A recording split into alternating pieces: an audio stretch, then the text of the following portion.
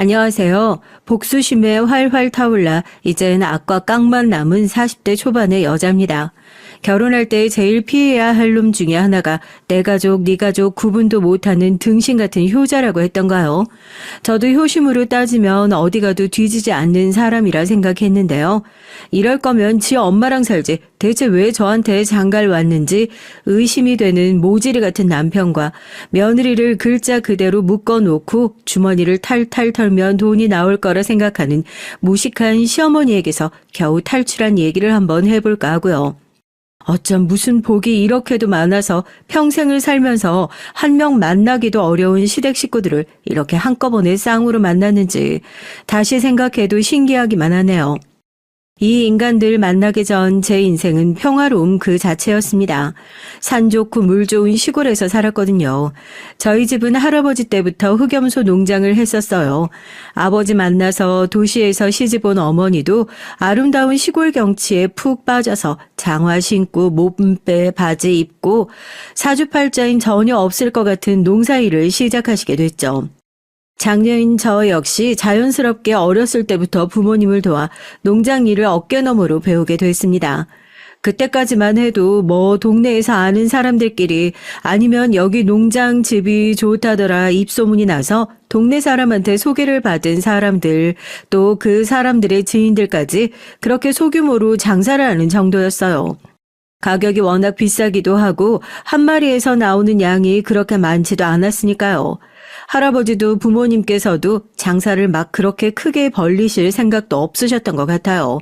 가족들이 욕심이 크게 없는 성격이라 전원 생활을 즐긴다는 것에 의의를 두셨지 내가 흑염소 팔아 떼돈 벌어야겠다는 생각을 하시던 분들이 아니셨으니까요. 아버지가 그래요. 우리 집안에 그런 사람이 없는데 널 다리 밑에서 주워왔는지 어떻게 우리 집안에서 이런 돌연변이가 나왔는지 모르겠다고요. 조용조용한 저희 집 식구들과 달리 전 동네에서 모르는 사람이 없을 정도로 어렸을 때부터 온 동네를 들쑤시고 다니는 말괄량이었습니다. 할아버지가 혀를 내두를 정도로 장사 수완이 좋았어요. 할머니가 어디 시장에서 사가지고 오는 핑크색 떡 상자 보자기가 있었는데 엄마를 따라 시장에 갔다가 왜 할머니들이 좌판에다가 나물이며 과일이며 깔아놓고 장사하시는 것을 보고 와 저거 재밌겠다 싶었나 봐요. 집에 돌아와가지고는 그 보자기에다가 집에서 굴러다니는 장난감이며 과자며 싹 다 싸가지고 놀이터에 나가서 물물 교환을 했대요. 전 어렸을 때라 기억도 잘 안 나거든요. 4살 땐가 5살 땐가 애들이 저녁 먹으러 돌아올 때가 됐는데도 왜 안 들어오나 하고 어른들이 나가서 보니까 놀이터에 우르르 모여가지고 쪼그려 앉아서 내 것도 바꿔주라 내 것도 바꿔주라 하고 장난감을 내밀고 있길래 쟤네가 대체 뭘 하고 있나 보니까 제가 가운데 앉아가지고 줄 서서 차례대로 보자고 이거는 내가 좋아하는 거니까 이거랑 바꿔줄게 이거는 남자들이 가지고 노는 거니까 이거 2개 주면 바꿔줄게 하고 장난감을 바꾸고 있답니다. 어른들이 대체 쟤는 누굴 닮아서 저렇게 장사 소환이 좋냐고 하하 웃고 저희 할아버지가 그 광경을 보면서 이야 우리 손녀딸 저거 나중에 크게 될 인물이라고 그러셨다네요. 할아버지가 선견지명이 진짜로 좋으셨던 거죠. 그렇게 어렸을 때부터 일찌감치 장사의 맛을 알아버린 제가 남들 대학 졸업하고 다 회사 들어갈 때 본격적으로 다시 부모님 농장으로 내려와 본격적으로 사업을 시작하게 됐거든요. 요즘 사람들 그렇게 박스가 한의원같이 생기면 안 먹으려 그래. 딱 봐도 약처럼 생겼잖아. 몸에 좋은 건 알겠는데 안 먹어봐도 쓰게 생겼는데 누가 먹으려고 하겠어? 포장부터 바꿔야 돼. 귀여운 캐릭터도 넣고. 일단 맛도 보라고. 양도 좀 다양하게 만들고. 서울이랑 지방에 있는 농장을 왔다 갔다 하며 비닐 포장부터 박스까지 제품 하나하나 제 손이 안 닿은 곳이 없었어요. 그때는 운전면허도 없을 때라서 매일 아침에 고속버스 터미널에 가서 새벽 첫 차를 타고 왔다 갔다 했었죠. 종이에다가 제가 직접 이렇게 만들어주세요 해서 제 명함도 하나 만들고 무거운 박스 들고 버스 타고 돌아다니면서 버스 기사님한테도 명함이랑 같이 나눠드리고 맛집이라고 소문난 식당에 가서 흑염소 즙이랑 명함이랑 제품 소개 책자 내밀면서 다니고요. 하루에 3만 보까지 가까이 걸어가면서 한의원 가서 엎드려서 종아리에 침 맞고 누워있는 게 일상이었는데도 젊어서 그런지 그렇게 재밌을 수가 없더라고요. 그렇게 하나 둘 거래처를 제 손으로 직접 다 뚫고 막판엔 쇼핑몰에서까지 저희 제품을 판매하기도 했어요. 매출이 어마어마하게 잘 나와서 농장도 그때 키웠었고 생산 공장도 따로 지을 수 있었죠. 엄마, 아빠, 남동생, 친척들까지 제 덕에 일자리 걱정하는 사람 한 명도 없다고 명절에 집 내려가면 대표님 하면서 다들 제 어깨 주물러주기 바쁘셨다니까요. 엄마, 나 이제 사업 그만할까 봐. 그냥 재미없는 건 아닌데 나 평생 사업 체질이라고 생각했거든? 근데 요즘 사업이 내 길이 아닌가 싶기도 하고 엄마 딸이 맞긴 맞나 봐. 사업이 한창 잘 나가고 있을 때 사업 확장을 한 해 만에 그런 얘기가 나오고 있던 시기에 돌연 저는 가족들에게 은퇴 선언을 하게 됐습니다. 이유도 간단 명료했죠. 사업이 제 길이 아닌 것 같다는 이유였어요. 어느 순간부터 재밌게 하는 게 아니라 내가 책임져야 할 사람들이 많으니 의무감 때문에 꾸역꾸역 일을 하고 있다는 생각이 드니까 옛날처럼 즐거운 마음으로 일을 할 수가 없더라고요.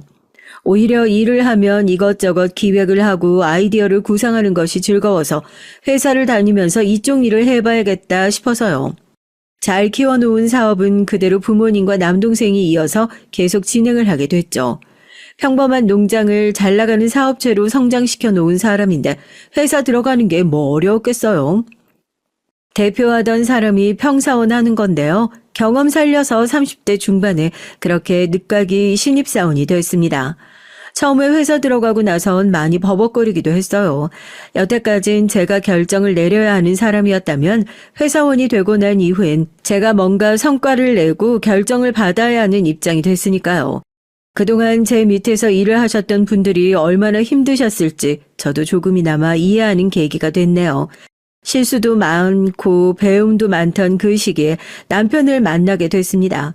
일찌감치 출근해서 그래도 힘든 회사 생활 버텨보겠다고 집에서 싸들고 온 흑염소즙 한 팩 까서 쪽쪽 빨고 있는데 누가 이거 흑염소즙 아니에요? 하고 아는 척을 하더라고요. 이거 되게 귀한 거 아니에요? 엄청 진해 보이는데 어디서 사셨어요? 안 그래도 저도 이런 거 하나 사려고 했는데 괜찮은 거 구하기가 엄청 힘들더라고요. 인터넷에서 사려고 하면 하도 안 좋은 것들이 많아서요.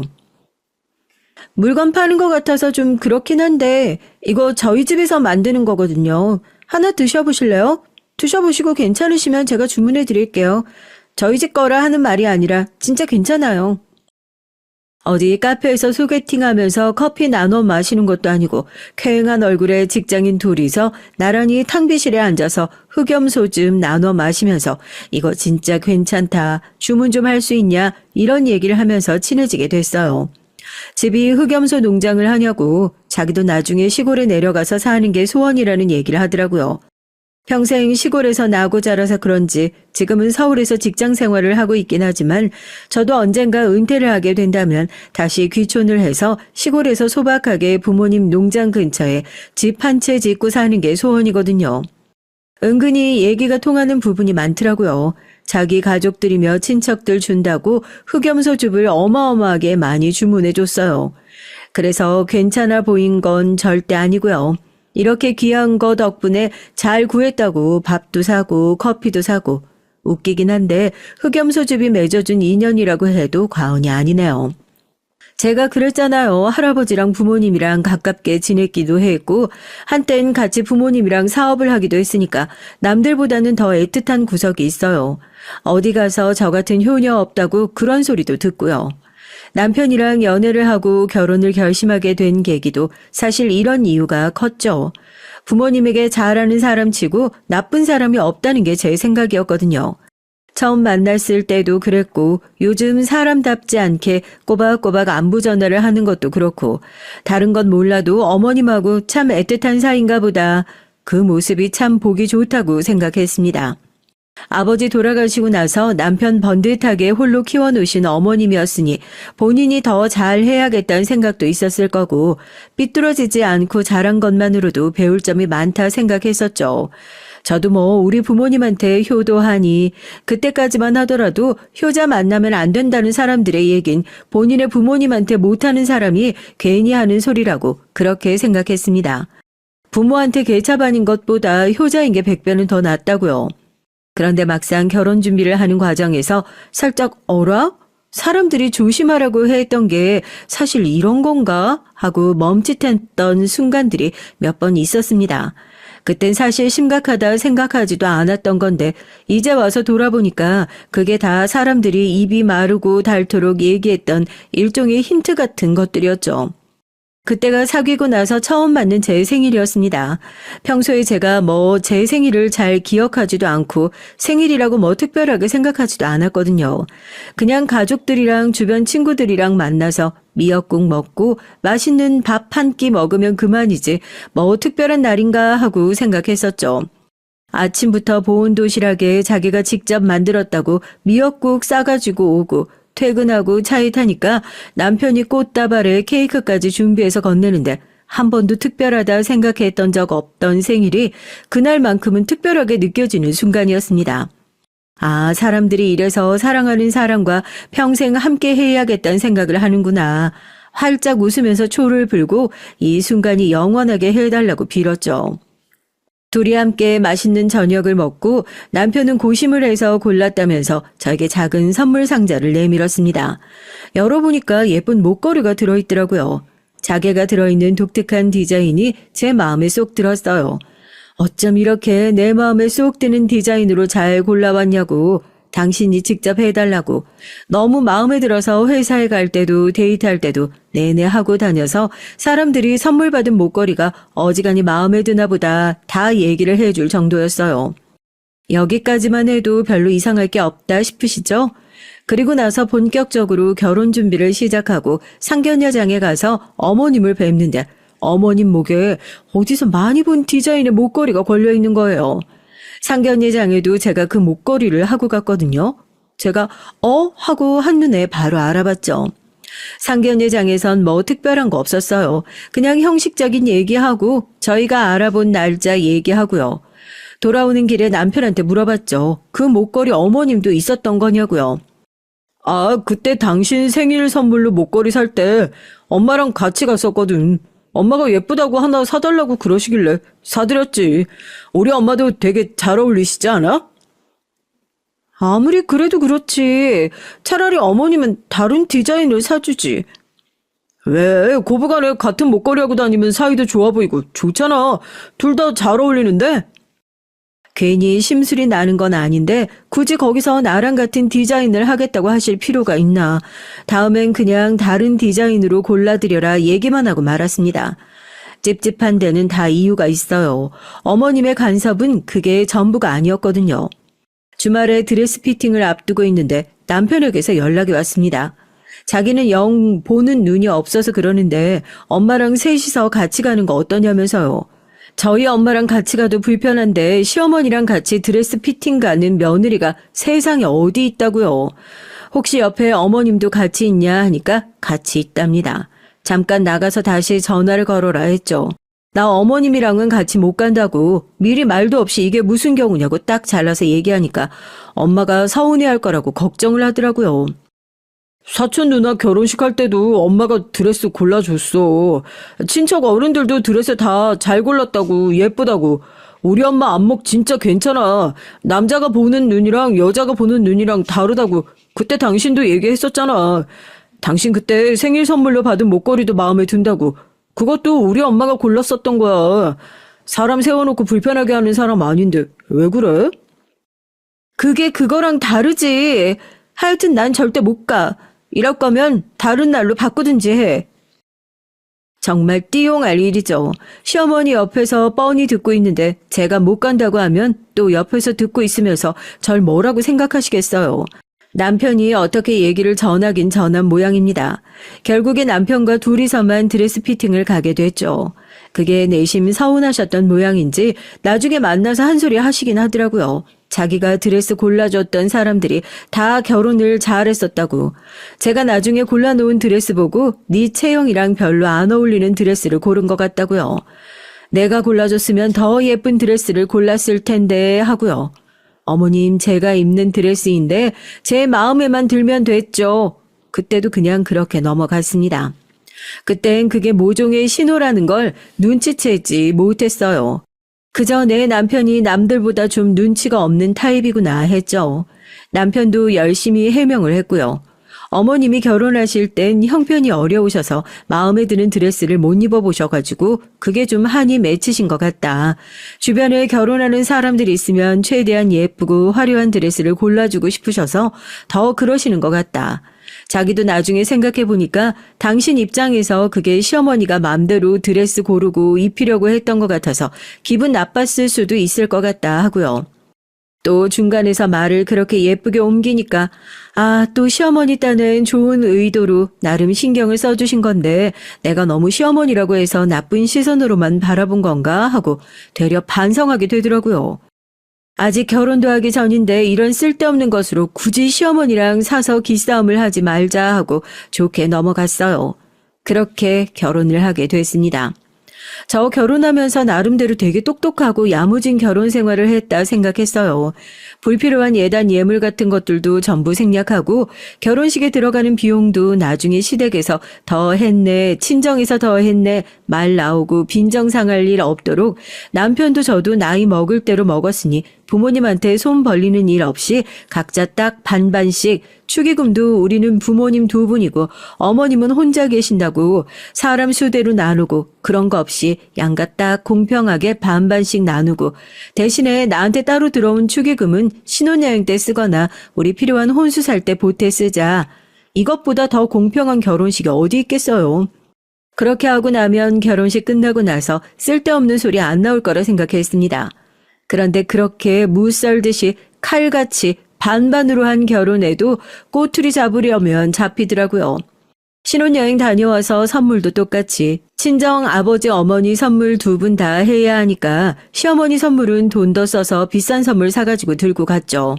저희 신혼여행 유럽으로 다녀왔거든요. 엄청 비싼 건 아니지만 작은 핸드백에 명품 화장품, 차 한잔 하실 때 같이 드시라고 과자까지 해서 바리바리 싸들고 갔어요. 오히려 친정이 들고 갔던 것보다 훨씬 더 많은 양이었죠. 그런데 어머님 표정이 영 시큰둥하시더라고요. 친정 갔을 때 저희 아버지가 내가 살다 보니까 사위한테 술 선물 받은 날도 다 온다면서 신혼여행 다녀오느라고 고생 많았다고 너네 신혼이라 돈 들어가는 데도 많을 테니까 나중에 보태 쓰라면서 남편한테 따로 봉투까지 챙겨주셨는데 거기까진 바라지도 않았지만 잘 다녀왔냐고 고생 많았다고 따뜻한 말 한마디라도 해주셨으면 하고 기대했었거든요. 그런데 퉁명스러운 목소리로 대뜸 친정에 뭐 했냐 물으시더라고요. 친정엔 그냥 간단하게 술이랑 이거 화장품 똑같은 거 하나 했다 그랬죠. 선물이 뭐 마음에 안 드시냐고 나름대로 신경 썼는데 어머님 취향 말씀해 주시면 다음에 선물 고를 때 조금 더 신경 써가지고 맞춰서 사오겠다 웃으며 얘기를 했죠. 넌 친정에 돈도 많으면서 보면 은근히 돈을 아끼는 것 같더라. 부자 되겠어. 다른 집 며느리들은 시집 올 때 감사하다고 명품백도 해가지고 오고 그런다는데 꼭 이렇게 돈 아끼는 애들이 보면 친정에다가 따로 뭐 챙겨주고 그러더라. 이 조그만 걸 어디다 들고 다니라고.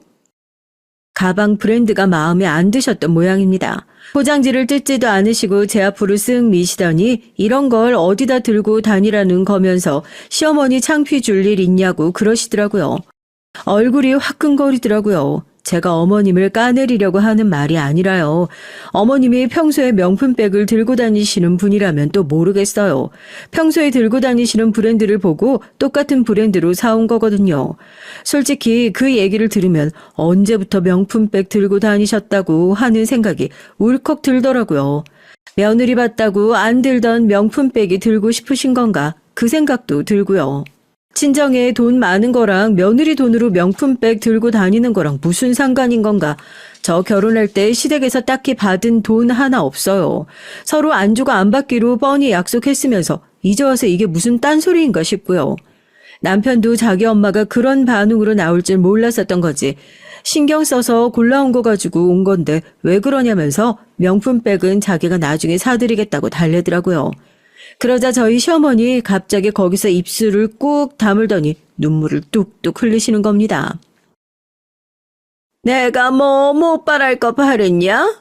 이 나이 먹고 아들 하나 있는 거 귀하게 키워가지고 이렇게 장가 보내는 것도 아까워 죽겠는데 며느리한테 대접도 못 받고 이제 막 결혼해가지고 들어온 애가 지금 이 모양인데 나중에 내가 나이 들고 병들면 자기 시어머니를 얼마나 무시하겠어. 안 봐도 뻔하지. 친정집 잘 산다고 해서 우리 아들 대접받고 사는 줄 알았는데 신혼여행 갔다 와서 들고 온 걸 보니까 안 봐도 뻔하다. 안 봐도 뻔해. 어머님, 그게 무슨 말씀이세요? 제가 무슨 무시를 했다고 그러시는 거예요? 선물이 마음에 안 드시면 그냥 마음에 안 드신다고 그 말씀만 하시면 되잖아요. 솔직히 저도 좀 그렇네요. 나름대로 신경 써서 골라가지고 온 건데 선물 받고 기분이 나쁘시다는 둥 무시를 받는 것 같다는 둥 결혼하자마자 이런 소리 듣는 거 저도 기분 썩 좋지만은 않아요. 저도 기분이 확 상해서 가보겠다고 자리를 박차고 일어나고 고개 숙이고 자리에서 벌떡 일어났습니다. 징징거리면서 우는 척을 하는 시어머니가 언제 그랬냐는 듯이 얼굴색을 확 바꾸고 현관까지 따라 나와서 저 짜증내는 거 보라고 집에서 어떻게 배워먹었길래 어른한테 버르장머리가 저 꼴이냐고 문 밖까지 따라 나오면서 잔소리를 하더라고요. 옆에서 자기가 잘 얘기하겠다고 엄마도 진정하고 들어가서 쉬라고 끝까지 자기 엄마 편만 드는 남편이 더 열받았죠. 지금 장난해? 내가 잘못한 거야?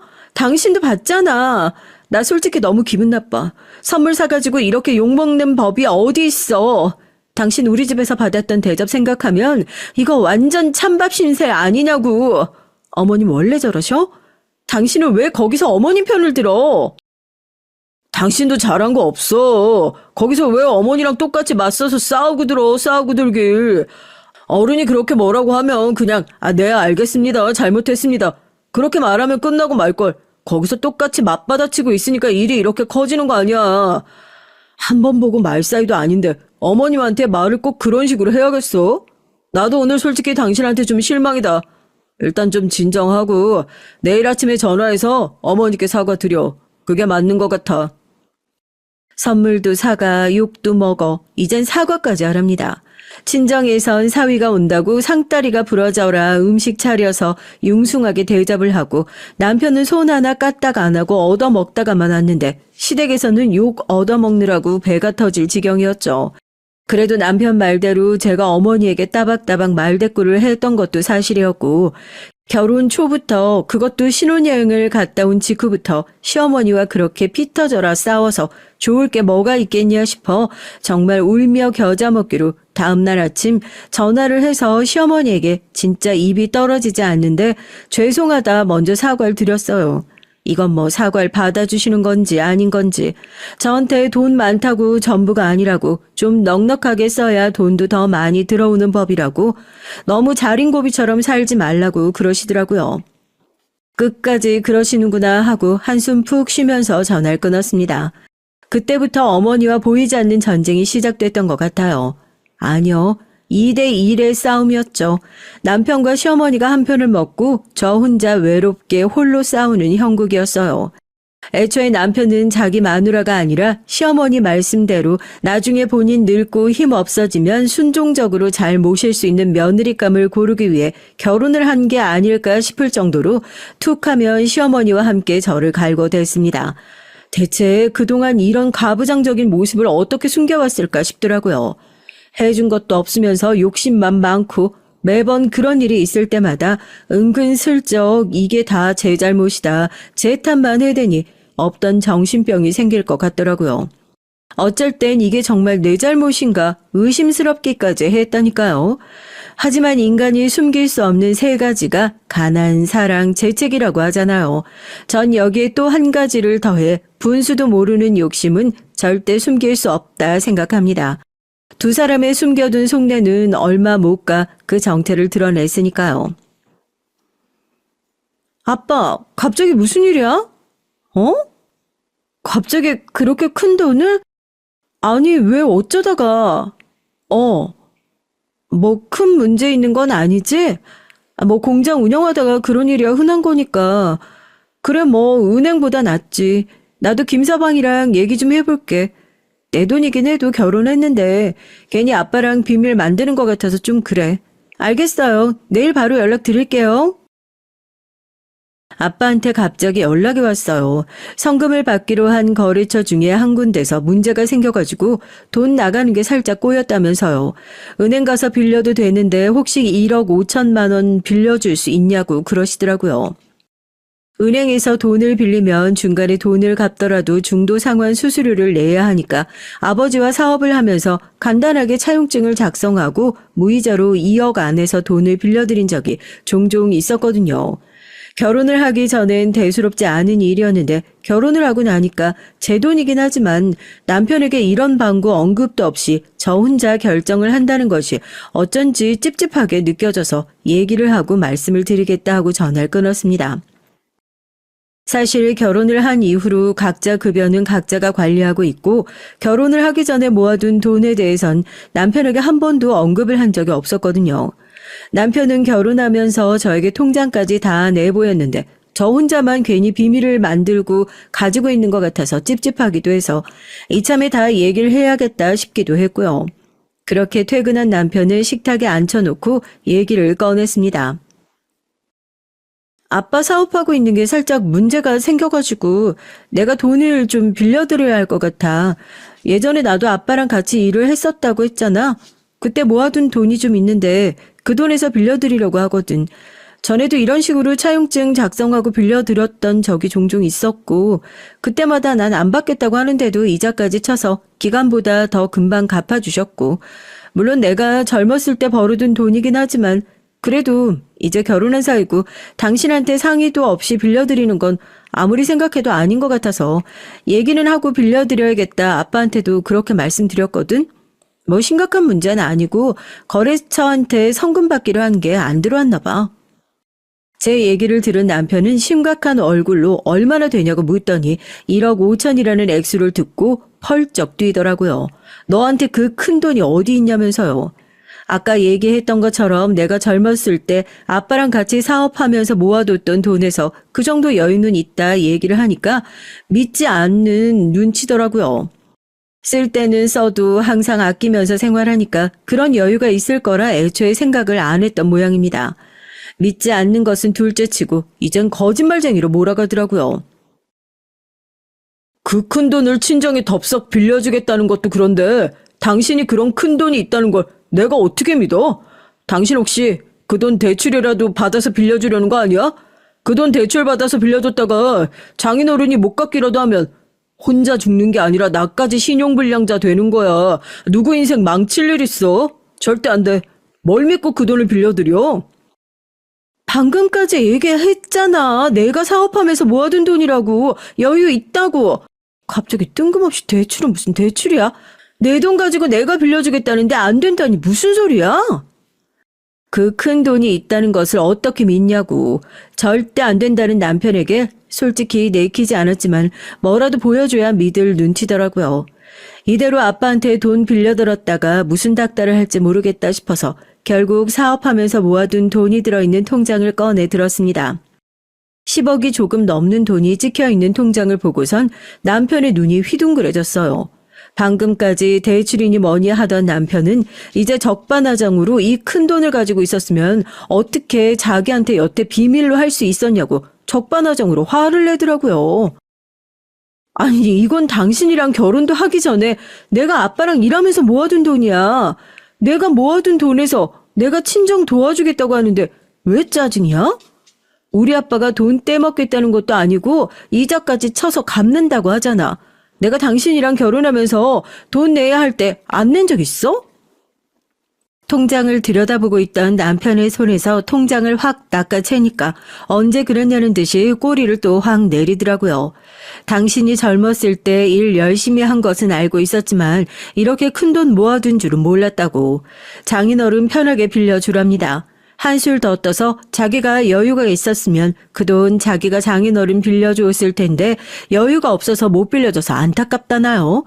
갑자기 왜 저러나 싶었죠. 요즘엔 서로 재산이 얼마나 되는지 빚이 얼마나 되는지 다 까고 결혼을 한다는데 남편 입장에선 자기가 가지고 있는 재산 전부 다 오픈하고 결혼했으니 제가 뭔가를 숨긴 것 같아서 기분이 나빴을 수도 있겠다 싶어 순간 울컥할 수도 있겠다 싶었습니다. 일부러 숨기려는 것은 아니었다고 나중에 다 필요할 때 되면 쓰려고 모아둔 거였다. 저도 그렇게 얘기했죠. 그렇게 무사히 아빠 돈 빌려드리고 아빠는 2달도 안 돼서 빌려간 돈을 모두 갚으셨어요. 딸이 잘 갖고놓은 회사 덕분에 가족들 잘 먹고 살고 이렇게 돈까지 빌려줘서 큰일 없이 무탈하게 잘 지나갔다면서 고맙다고 용돈으로 쓰라면서 돈도 조금 더 챙겨주셨고요. 남편한테도 아빠가 돈 잘 갚으셨다 보여주기까지 했어요. 그렇게 조용히 지나가는 줄 알았는데 제가 어머님이랑 찰떡같이 붙어있는 남편한테 그 통장을 보여준 게 화근이었습니다. 잠잠하다 했어요. 남편한테 그 통장 보여주면서 그랬거든요. 이건 부부의 일이니까 우리 둘만 알았으면 좋겠다고요. 우리 아빠한테 무슨 일 생겼을 때 내가 도와줬던 것처럼 집에 큰일 생기면 언제든지 도와줄 생각이 있으니까 그전까진 당신도 오늘 봤던 거 그냥 모른 척 있었으면 좋겠다. 신신당부를 했죠. 2달 동안 별일 없길래 남편이 입 다물고 있는 줄 알았어요. 아빠가 돈 갚고 얼마 지나지 않아 어머님이 갑자기 저녁을 사주신다면서 남편과 저를 부르시기 전까지 말입니다.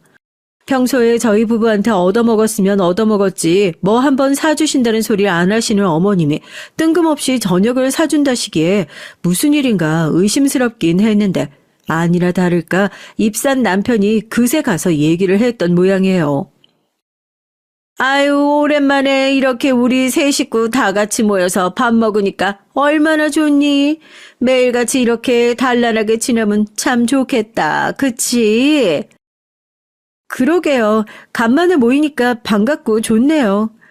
저녁 실컷 잘 먹고 매일같이 단란하게 지내면 참 좋겠다. 뜬금없이 이런 얘기를 하길래 뭔가 쎄하다 싶었는데 오랜만에 봤으니 카페에 가서 커피라도 한잔 하자는 어머님이 가방에서 주섬주섬 뭔가를 꺼내시더라고요.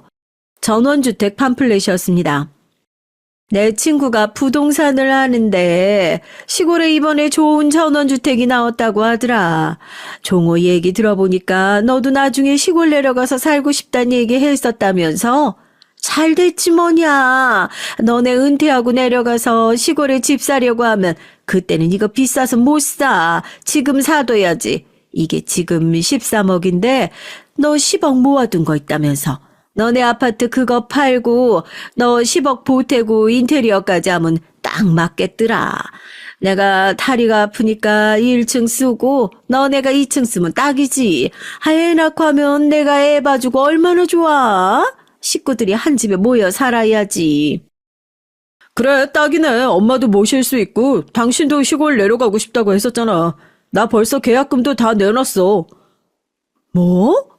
당신이 무슨 돈이 있어서 계약금을 내? 나한테는 한마디 상의도 없이 그런 짓을 했다고? 당신 미쳤어? 그 돈을 제가 왜 보태요? 저 그 돈 보탤 생각도 없고 합가할 생각도 없어요. 당신 내가 그 얘기 하지 말라고. 이미 두 사람은 저 없는 사이에 짝짝꿍 다 해놓은 모양입니다. 남편은 아예 아파트 뺄 생각으로 담보대출까지 받아서 계약금까지 걸어놓은 상태였고요. 어차피 아파트 팔고 당신이 돈 보태면 그 돈이 날아가는 것도 아니지 않냐 얘기를 하는데 차라리 그냥 여기서 혀라도 깨물까 진지하게 고민을 했습니다. 왜 저 미친 사람들을 진작에 알아보지 못했을까 하고요. 예, 가족 사이에 비밀이 어딨다고. 넌 네 친정 도와줄 땐 그 돈이 나오고 같이 살자면 그 돈이 없어지니? 집에 일 생기면 도와줄 생각 있다면서. 아유 참말 말고 이번에 집 사는데 그 돈 보태라. 밥 잘 먹어놓고 이게 뭔 헛소린가 싶더라고요. 떡 줄 사람은 생각도 안 하는데 김칫국부터 마신다고 자기들끼리 신나서 떠들어대는데 이게 지금 제정신들인가 싶었죠. 어머님을 모실 생각도 애초에 집을 합쳐서 같이 살 생각도 없고 귀촌을 하겠다는 것도 회사를 다니다가 은퇴 후에나 천천히 계획해 보겠다는 얘기였지 이렇게 얼렁뚱땅 시어머니랑 한 지붕 아래 살겠다는 얘기가 아닌데요. 저한테 무슨 10억을 맡겨놨다는 듯이 그 돈 보태라고 하고 손 내미는 이 거지 같은 인간들이 머릿속에는 뇌 대신에 무슨 똥이라도 들어있는 건지 기가 차서 말이 안 나오더라고요. 그 돈 죽어도 못 드려요. 무슨 말도 안 되는 소리를. 당신 진짜 미쳤어? 저 어머님이랑 평생 같이 살 생각도 없고 집 사는데 1원 한 푼 보탤 생각 없으니까 뭐해? 이거 안 나? 나 그 집 사는데 돈 못 보탠다. 그게 무슨 말도 안 되는 억지냐. 이 미친 사람들 피해서 얼른 자리를 떠야겠다. 얼른 가방을 챙겨서 일어나려는데 시어머니와 남편이 막무가내로 저를 끌고 가서 뒷자리에 절 구겨 넣었습니다. 지금 이게 뭐 하는 짓이냐고 발버둥을 치는데 노인네가 어디서 그런 괴력이 나오는지 제 뺨을 냅다 올려붙이고 제 팔을 뒤로 꺾어 붙들더라고요. 조금만 움직여도 팔이 부러질 것 같아서 꼼짝도 할 수가 없었어요. 그렇게 차를 타고 달려간 곳은 다름 아닌 시댁이었습니다. 제가 소리라도 지를까 싶었는지 입을 틀어막고 시댁으로 들어가더니 핸드폰이며 가방이며 죄다 뺏어버리고 냅다 저를 안방에 밀어놓고 문을 쾅 하고 닫아버리더라고요. 지금 이게 뭐 하는 짓이냐고, 당신들 미친 거 아니냐고 당장 이 문 열라고 소리를 지르면서 문을 두드리는데 밖에서 문을 걸어 잠근 건지 아무리 두드려도 문은 열리지 않았어요. 고얀 것, 네 시어머니가 이렇게 낡은 집에 살고 있는데 불쌍하다는 생각도 안 들어? 이년이 개념이 없나? 이혼하고 싶어? 그 안에서 반성 좀 해. 너 잔금 다 치르고 이사 가겠다는 소리 나올 때까지 물 한 모금도 안 주고 밥도 못 먹고 화장실도 안 보내줄 테니까 그런 줄 알아. 알겠어? 진짜 미친 사람들이라는 걸 알고 있었지만 그 돈 안 내놓는다고 설마 시댁에 감금까지 할 거라곤 정말 상상도 하지 못했습니다. 안에서 화도 내보고 문을 발로 차기도 해보고 빌기도 해보고 별짓을 다 해봤지만 꼼짝도 하지 않더라고요. 그렇게 몇 시간이 지났는지 몰라요. 시간이 지나가는 것도 모르겠더라고요. 소리를 얼마나 질렀는지 이젠 살려달라는 소리를 해도 목에서 쉰소리만 나올 뿐 더 이상 목소리도 나오지 않았습니다. 이대로 있다간 딱 죽겠다는 생각이 들 때쯤 밖에서 저거 어디 안 나가게 잘 지켜보라는 얘기가 들리고 남편이 밖으로 나가는 소리가 들렸어요. 남편만 없어도 어머님 1명 정도는 따돌릴 수 있겠다는 생각이 들더라고요. 한참을 기다렸다가 차가 나가는 소리가 들리고 나서 방 안에 있는 의자를 집어 들었습니다. 어떻게든지 여기만 나가면 된다는 생각으로 손이 다 까지든 말든 신경도 안 쓰고 미친 듯이 문고리를 내리쳤어요. 야, 너 지금 뭐해? 미쳤어. 전화. 내 전화 어딨어? 낡은 집이라 그런지 의자로 몇 번 문고리를 내려치니까 문고리가 흔들흔들거리기 시작했습니다. 조금만 더 하면서 진짜 미친 듯이 의자로 퍽퍽 고리를 내려치고 대구르로 문고리가 바닥으로 힘없이 구르자마자 문이 열리고 깜짝 놀란 시어머니가 저를 쳐다보더라고요. 어떻게든지 저를 밀어 넣으려는 시어머니를 향해 의자를 번쩍 들어보이자 몸을 웅크리더라고요. 그런 시어머니 뒤로 의자를 확 집어던지고 신발을 아무거나 주워 신고 미친 듯이 집 밖으로 뛰쳐나갔습니다. 다리가 후들후들 떨려서 달리면서 몇 번이나 넘어졌는지 다리가 엉망진창이 됐는데도 무작정 뛰었어요. 편의점이 보이자마자 들어가서 놀란 알바생한테 경찰 좀 불러달라고 얘기를 했죠. 편의점이야 워낙 사고들이 많으니까 버튼만 눌러도 신고를 할 수 있도록 잘 되어 있었잖아요. 그게 퍼뜩 생각이 나더라고요. 놀란 알바생이 바로 경찰에 신고를 해줬고 신고를 받은 경찰이 5분도 안 돼서 출동을 나왔습니다. 경찰서에 가서 시댁에서 있었던 일을 몽땅 진술했죠. 카페에서 끌려갔던 것부터 CCTV에 다 남아있을 거니까 지금 바로 가서 확인을 해달라고요. 그 집에 가면 제 핸드폰이며 뭐며 다 남아있을 거라고 얼른 가서 확인해달라고.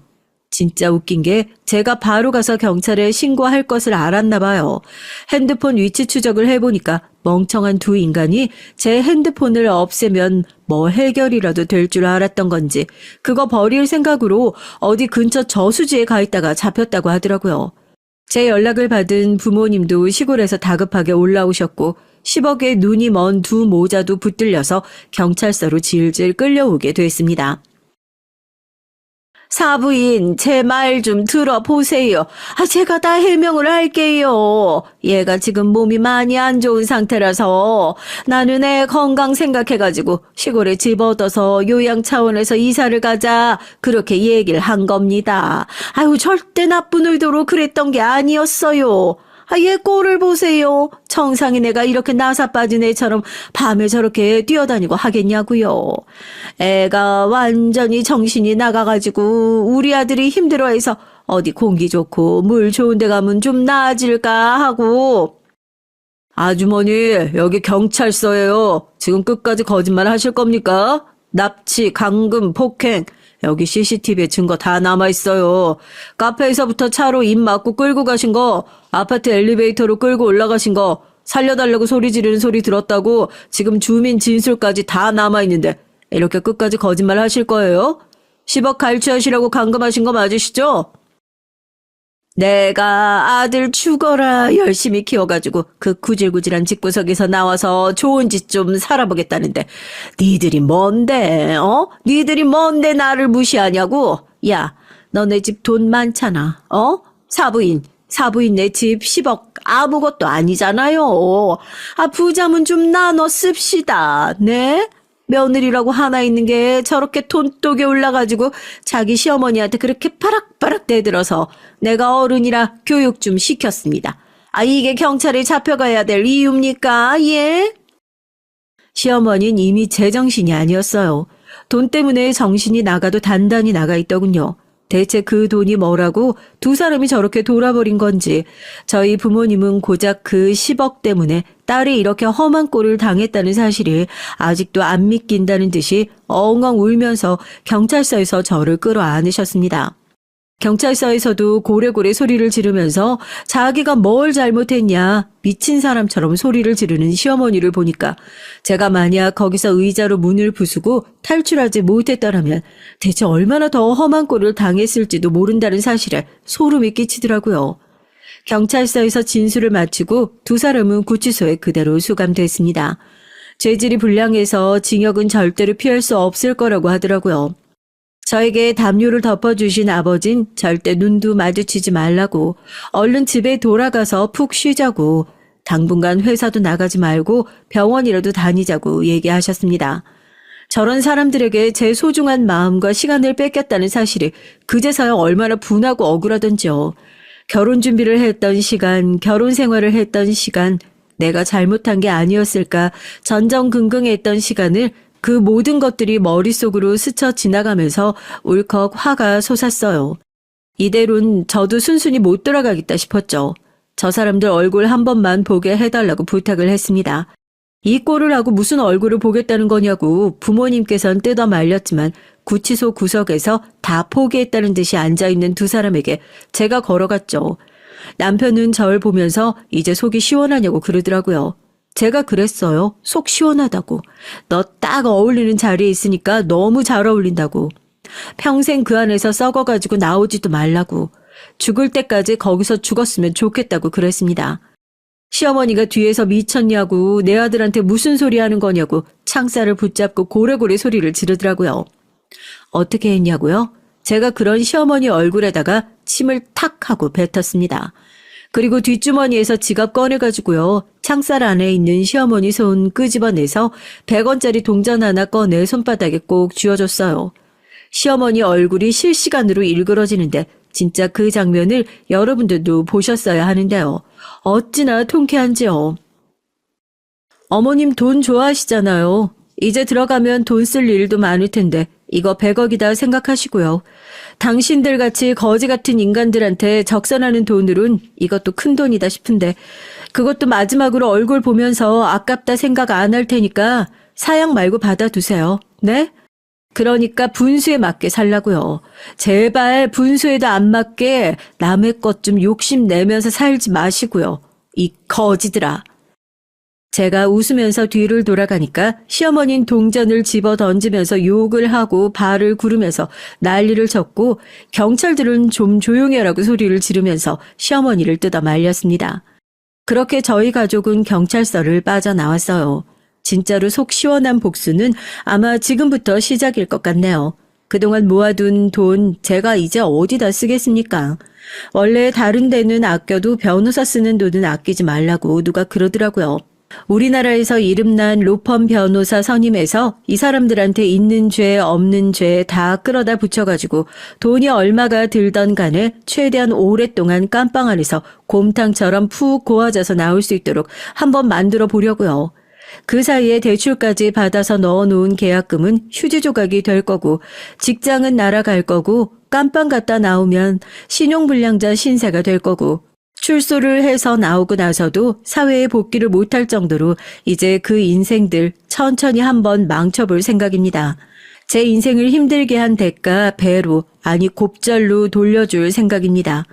잠깐 갇혀 있었던 몇 시간을 잊지 못했던 것처럼 그 사람들에겐 인생에서 잊지 못하는 몇 년 아니 몇십 년의 갇혀있는 시간을 돌려주려고요. 욕심이 작으면 작을수록 인생이 행복해진다는 말이 있죠.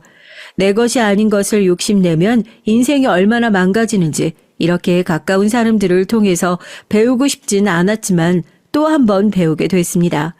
결혼은 실패로 돌아갔지만 실패한 결혼 생활에서도 결과적으로 인생에서 절대 가까이 하면 안 될 사람들을 뼛속 깊이 알게 되었으니까 그거라도 다행이다 생각하면서 위안 삼고 살아가겠다는 생각을 하네요. 이 사람들 빵에서 푹 썩게 되었다는 소식을 변호사님이 가지고 오면 다시 한번 사연 밑에 댓글이라도 짤막하게 달아서 찾아올게요. 하루라도 빨리 기쁜 소식 들고 찾아올 수 있게 됐으면 좋겠습니다. 제 몸과 마음도 하루빨리 다시 가벼워질 수 있었으면 좋겠네요.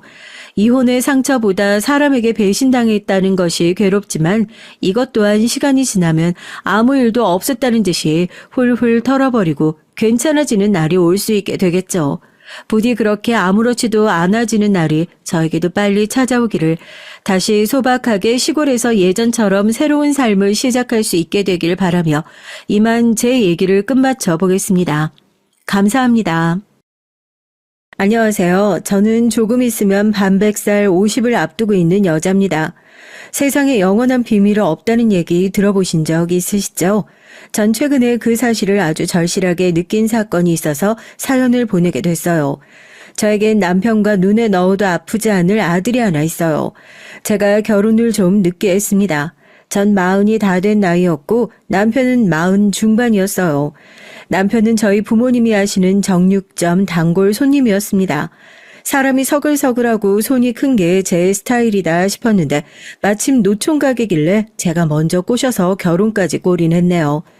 지금 생각하면 저에게 어디서 그런 용기가 났나 싶지만 당시엔 정말 남편을 놓치면 안 될 것 같았거든요.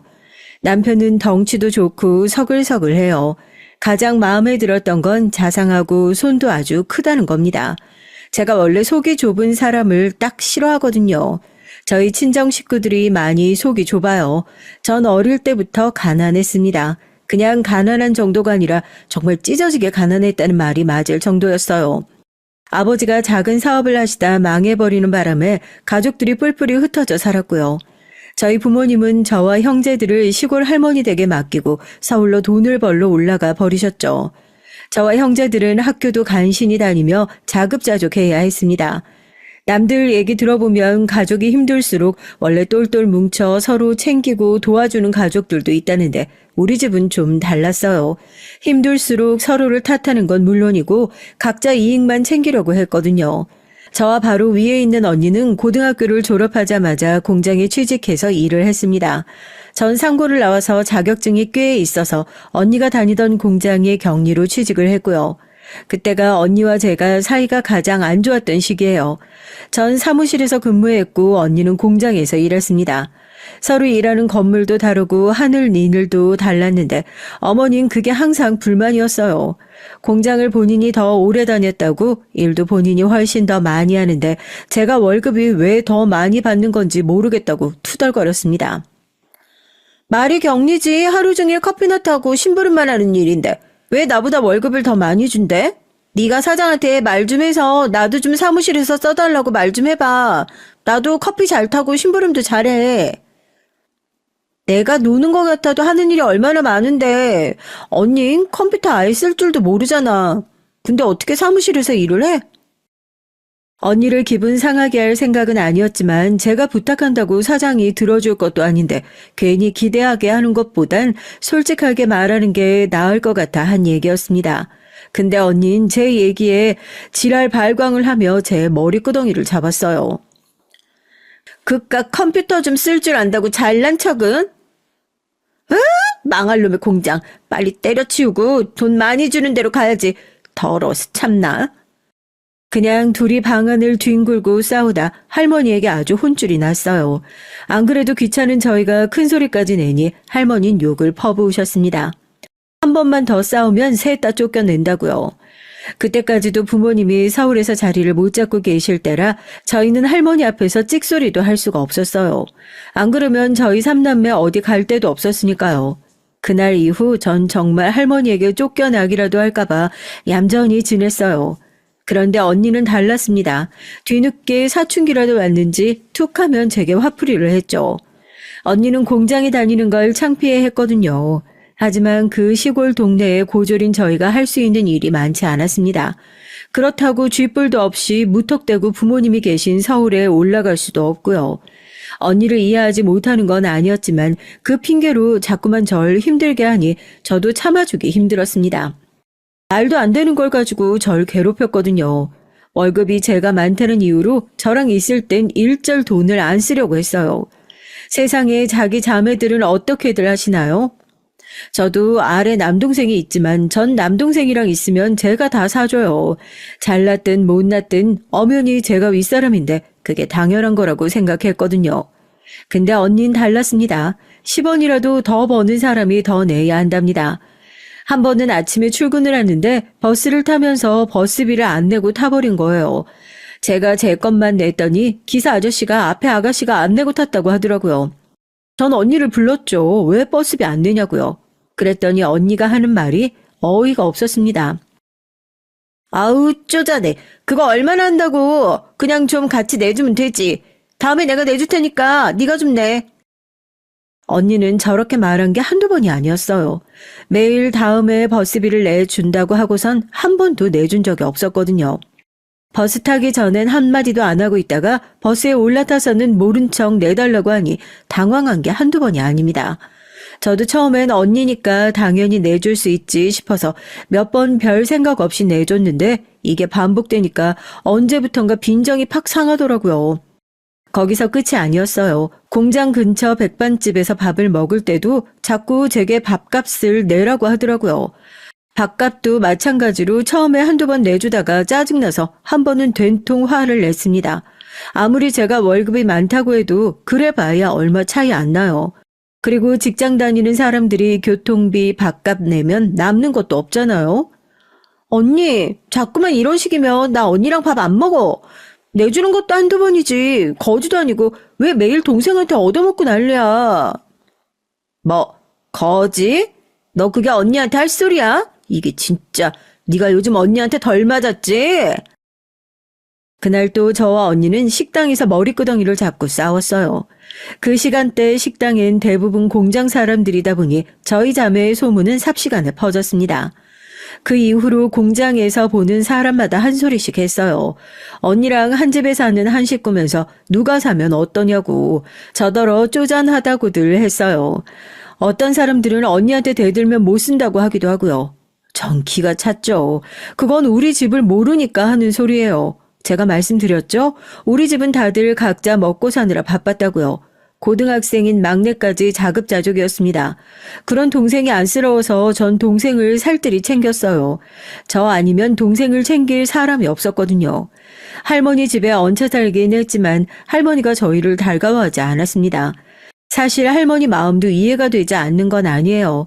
아버지가 사업한다고 할머니한테 돈 빌려가서 다 날려버리고 저희까지 맡겼으니 좋을 리가 없었죠. 그래서 그랬는지 저희를 무진장 구박하셨습니다.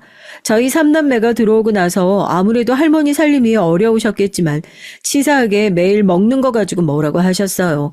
한참 성장기였으니 돌아서면 배가 고플 때였는데 할머니가 하도 눈치를 주시니까 전 배가 찰 때까지 먹어본 적이 없습니다.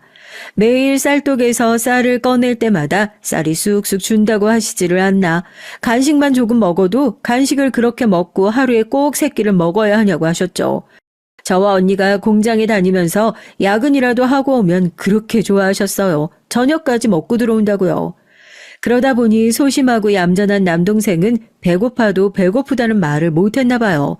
어느 날 보니까 애가 키만 쑥 크고 빼빼 말라 있더라고요. 전 그런 동생이 안쓰러워서 할머니에게 월급을 좀 속이고 돈을 빼돌렸습니다. 그 돈으로 할머니 눈을 피해 동생을 챙겼죠. 책도 사주고 먹을 것도 먹이고요. 그런 환경에서 자라다 보니 전 자연스레 억척스러워질 수밖에 없었어요. 돈 귀한 줄 누구보다 잘 아니까요. 저희 살림은 서울에 올라오고 난 뒤 조금 나아졌습니다. 할머니가 돌아가시고 나서 저희 3남매는 부모님이 계신 서울로 올라왔어요. 저희가 서울에 올라왔을 당시만 해도 부모님은 반지하방에 살고 계셨거든요. 방이라고는 2개뿐이라 당시 고3이었던 막내가 부모님과 함께 방을 썼습니다.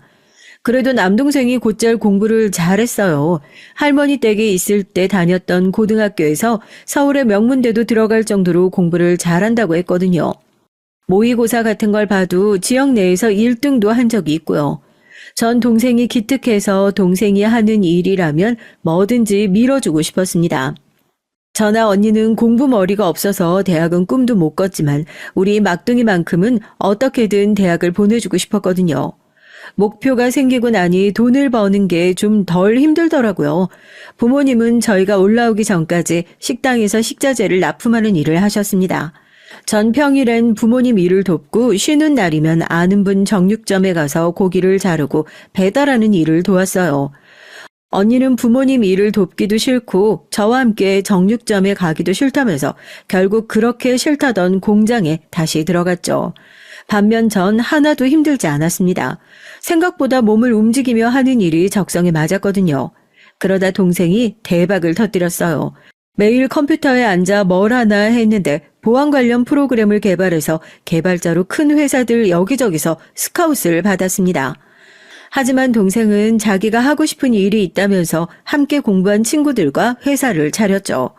저야 동생이 뭘 하는지 잘 모르지만 어쨌든 사업까지 할 정도로 성공했으니 됐다 싶었습니다. 그런데 믿기지 않는 일이 일어났어요. 동생이 제게 선물을 줬어요. 그것도 아주 큰 선물을요. 제 이름으로 된 정육점을 차려줬습니다. 제가 몇 번 하고 싶다고 말한 적이 있긴 했는데 정말 이렇게 빨리 이루어질 줄은 몰랐어요. 동생은 어릴 때부터 제게 진 빚이 많다면서 제가 아니었으면 대학도 졸업하기 힘들었을 거라며 당연한 거라고 했죠. 전 그때가 가장 행복했던 것 같네요.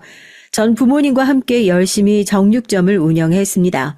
주변에선 아가씨가 험한 일을 한다고도 했지만 전 만족해요. 여기서 제 남편도 만났으니까요. 제가 이렇게나 좋아하는 남편에게 한 가지 단점이 있습니다. 바로 가족이었어요. 저희 시댁이요. 남편이 늦게까지 장가를 안 간 이유가 있더라고요. 부모님과 시동생이 하나 있는데 다들 남편 등에 빨대를 꽂고 있더라고요. 남편과 결혼하기 전 부모님께 인사를 하러 갔는데 남편이 저에게 한 얘기가 있어요. 내가 지금까지 결혼 못한 건 우리 부모님 때문이야. 잠깐 만나던 여자들도 대충 얘기만 듣고도 도저히 안 되겠다고 하더라. 난 괜찮으니까 당신도 지금이라도 안 되겠으면 떠나도 돼. 나야 내 부모니까 어쩔 수 없이 참고 산다지만 당신처럼 귀한 사람까지 고생시키고 싶지 않아. 제가 생각한 것보다 남편은 더 힘든 상황이었습니다. 알고 보니 지금까지 남편이 시부모님과 시동생 부부 거기다가 조카까지 해서 6식구를 혼자 책임지다시피 했더라고요. 사실 연애할 땐 상상도 못했어요. 그렇게 생각할 수밖에 없었던 게 남편 직업이 회계사예요. 남편은 딱 개천에서 용난 케이스입니다. 지지리도 가난한 집에서 혼자 피나게 공부해서 성공한 거죠. 남편이 회계사가 되자마자 시부모님은 2분 다 일을 그만두셨대요. 모아둔 돈도 없으신데 아들만 믿고 말이죠. 전 아무리 그래도 남편이 회계사가 됐을 때면 2분 다 나이가 많지 않으셨을 텐데 굳이 일까지 그만둔 필요가 있었냐고 했지만 남편 말이 2분 다 건강 핑계를 대셨대요. 시아버지는 허리 디스크가 있고 시어머니는 당뇨가 있으셨거든요. 물론 각자 가정마다 사정이 있는 거겠지만 저도 이해가 되질 않았습니다. 당장 답답한 건 평생 희생만 하고 산 남편이었죠. 하지만 전 남편과 헤어지고 싶지 않았습니다. 제가 어떻게 찾은 제 남편인데 포기를 하겠어요. 전 남편이 만나던 다른 여자들처럼 도망치고 싶진 않았습니다. 정면으로 승부를 해보기로 했어요. 문제가 있다면 해결해야지 도망가는 건 제 성격과 맞지 않거든요. 그런데 막상 결혼을 하고 보니까 시댁은 생각보다 심각했습니다. 연세 드신 시부모님은 그렇다 치고 젊은 시동생과 동서까지 거의 집에서 놀다시피 하고 있더라고요. 아이까지 있는데도 말이죠. 그렇게 살고 있었으니 시동생과 동서는 제가 결혼하겠다고 인사를 왔을 때 별로 달가워하지 않았어요. 잘하면 평생 물고 늘어진 호구가 사라질 수도 있는 문제니까요. 시동생과 동선 절 보자마자 제 앞에서 얼마나 건방지게 구는지 그 속이 뻔히 보이더라고요. 저와 남편의 결혼을 막으려고요. 시동생과 동선 무슨 면접관이라도 된 것처럼 제 호구 조사를 했습니다. 어디서 태어났냐, 어느 학교를 나왔냐, 직장은 어디를 다니느냐 쉴 새 없이 질문을 해댔습니다. 전 있는 그대로 다 대답을 했어요. 그러자 이때다 싶었는지 아주 저를 물어뜯겠다고 달려들더라고요. 대학을 안 나오고 공장에서 일했다고요? 와, 대박. 우리 형이 아무리 노총각이라도 명색이 서울대 나온 남잔데 수준이 떨어져도 너무 떨어지는 거 아니에요? 그러게 요즘 시대에 대학 안 나왔다는 것도 신기한데 바로 공장에서 일했다는 거 더 쇼킹하네요. 우리 엄마 시대 때 얘기도 아니고. 저한테 모진 소리를 하면 제가 떨어져 나갈 줄 알았는지 아주 신이 나서 사람을 면전에 두고 싫은 소리를 하더라고요. 남편은 화가 나서 시동생에게 그만하라고 호통을 쳤습니다. 하지만 전 괜찮았어요. 이쯤이야 제게 별일 아니거든요. 제가 장사만 10년을 넘게 했습니다. 장사하다 보면 별의별 사람을 다 상대하는데 제가 이 정도로 나가 떨어져 줄 리가 있겠어요. 동서, 서울에서만 살아봤지? 거기다가 나보다 나이도 훨씬 어리고 그럼 거의 동서 어머니랑 내가 살아온 세대가 별반 다르지 않을 수 있어. 그러니까 동서도 나를 그냥 형님 아니고 엄마 같은 형님으로 잘 모셔. 괜히 나보다 시집 좀 일찍 왔다고 텃세 부리지 말고. 어머머머, 형님은 제가 무슨 텃세를 부렸다고 그래요. 누가 들으면 오해하겠네. 동서는 저보다 10살이나 어렸어요. 결혼을 일찍 해서 제가 결혼하던 당시에 이미 아이가 어린이집에 다니고 있었죠. 알고 보니 동서와 시동생은 대학 때 만나 사고를 쳐서 결혼을 했더라고요. 그랬으니 제대로 돈도 벌기 전에 살림부터 차린 거죠. 덕분에 남편이 시동생네까지 책임지다시피 한 겁니다. 남편은 힘들게 번 돈으로 가족들이 모두 다 함께 살 수 있는 2층짜리 작은 주택을 샀어요. 동네가 좀 외지긴 하지만 그래도 온 식구가 같이 살 수 있으니 시부모님께서 좋아하신다고 남편은 출퇴근 왕복 3시간이 걸려가며 그 집에서 살았더라고요. 남편은 거의 회사에서 살다시피 하다 보니 독립해 나와 살려고도 노력해봤지만 온 가족이 다 못 나가게 막는 바람에 독립을 못했다고 하더라고요.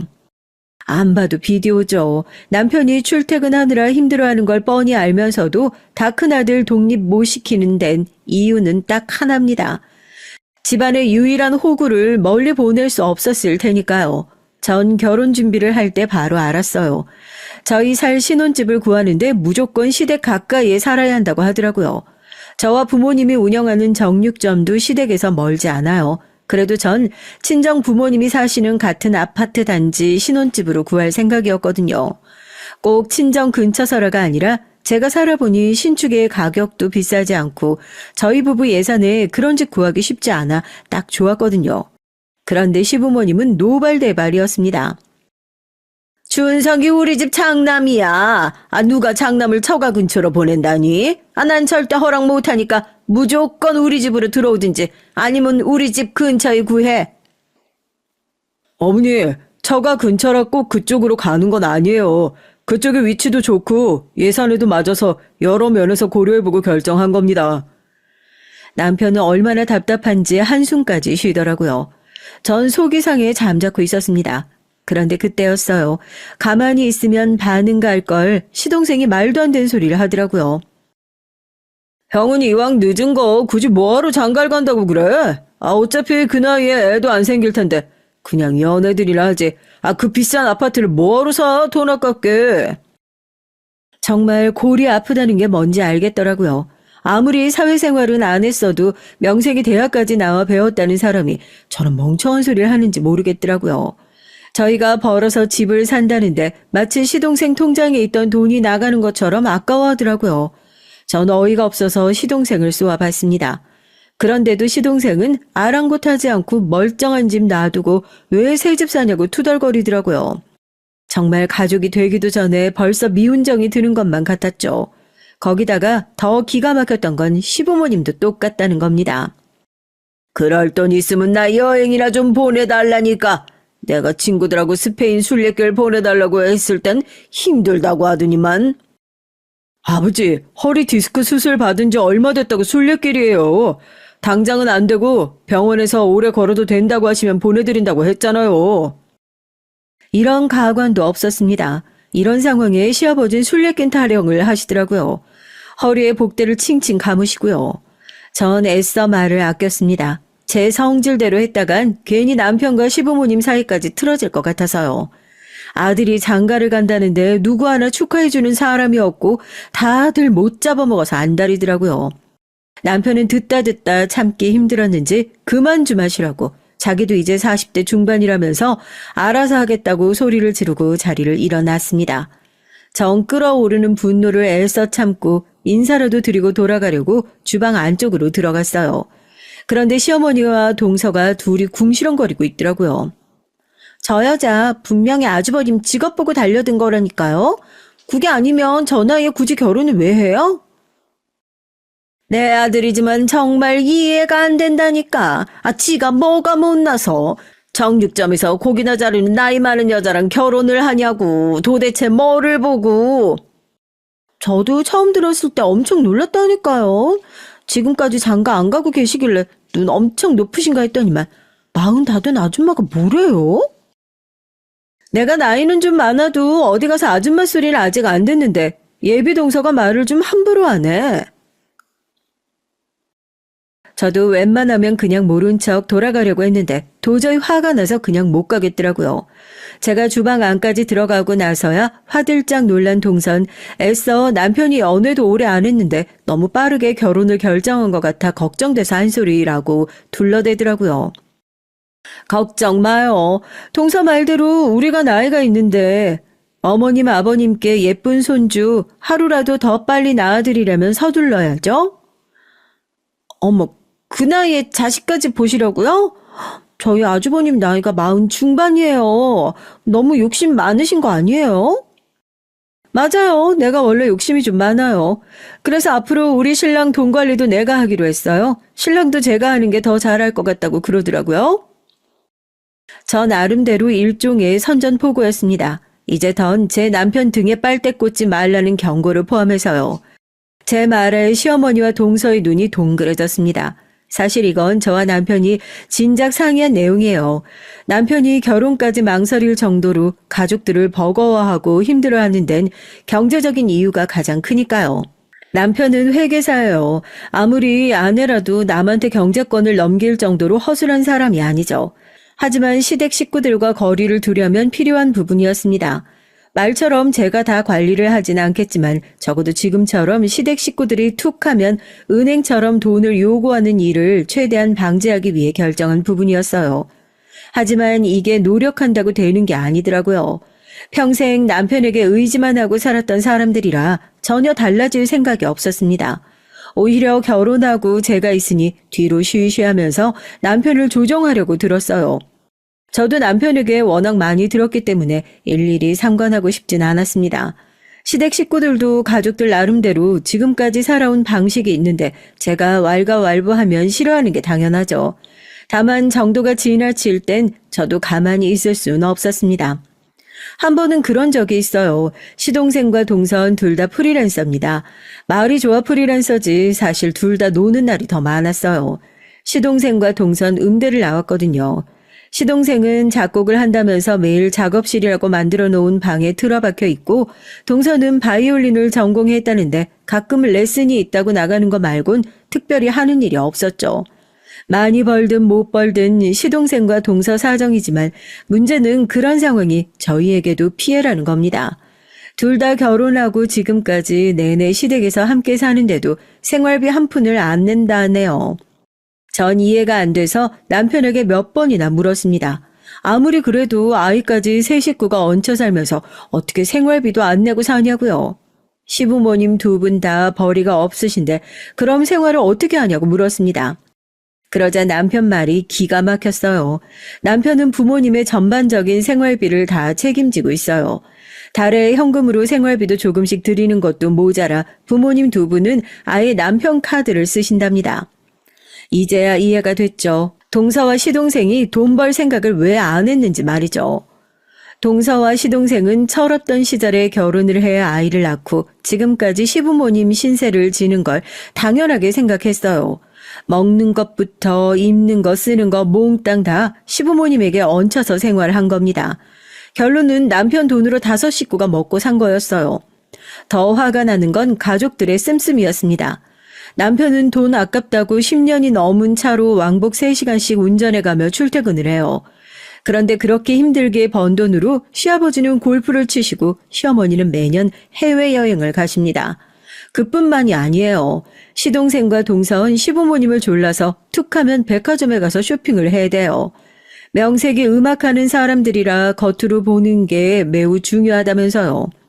이제야 남편이 버는 거에 비해 모아놓은 돈이 왜 그렇게 없었는지 이해가 됐습니다.